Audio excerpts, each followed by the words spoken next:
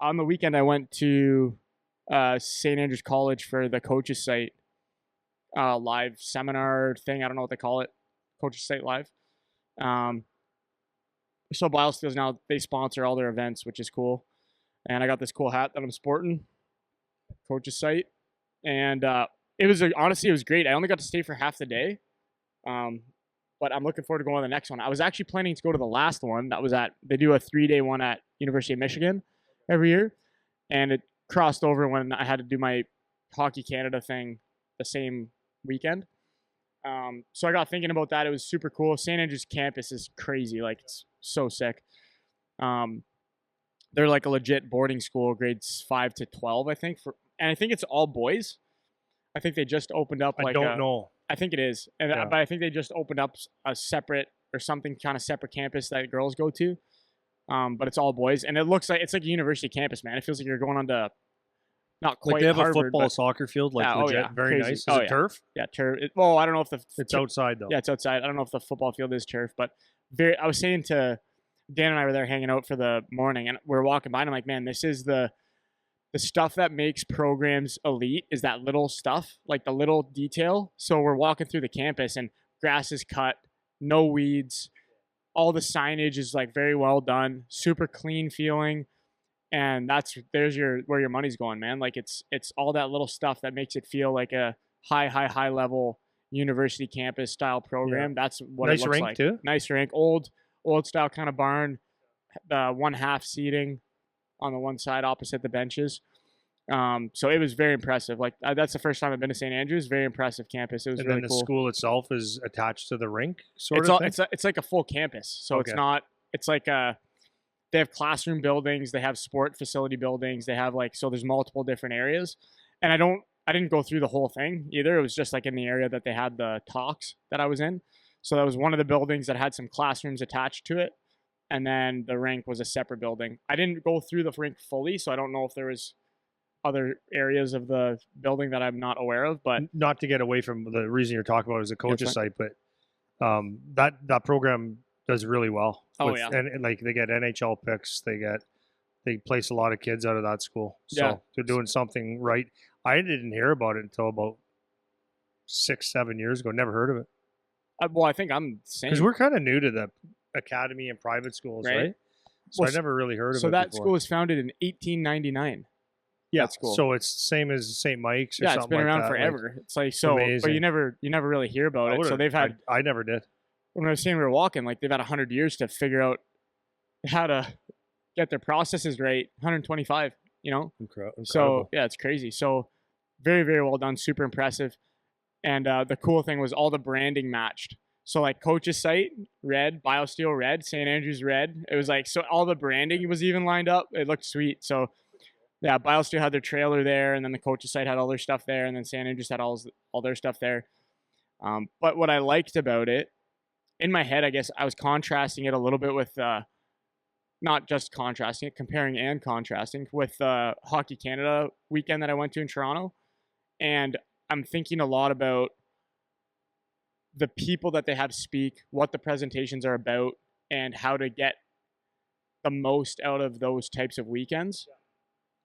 And so the Hockey Canada one, compared to the coach's site one, like not bashing Hockey Canada at all, obviously, but the coach's site one just it felt more current. It felt more modern. It felt like there was more value added to the experience. So, for example, they had privately owned versus. Well, maybe, right? That's one factor for sure. But so they had a couple little things that I thought was nice. So they had their on ice stuff was in the morning. They had a lunch thing. They had a bunch of speakers lined up through the afternoon, and it was the same kind of format as the Hockey Canada thing, but they did at St. Andrews, which was just top-notch hockey environment. So that was one positive. They also shortened the time frames that everyone was speaking.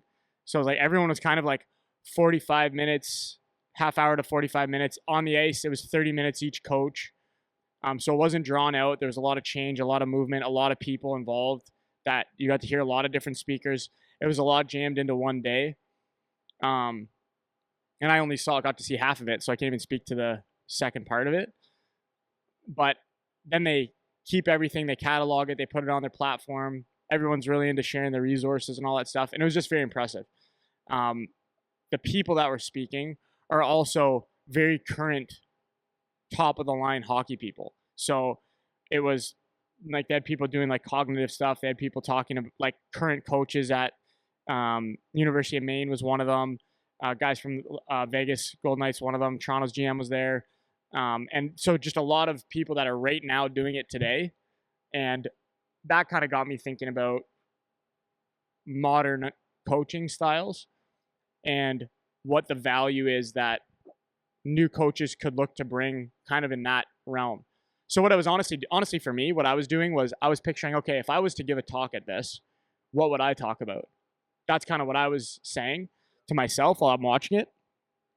And like my specialization is like off-ice stuff, nutrition stuff that no one really talks about a whole lot, which could be cool.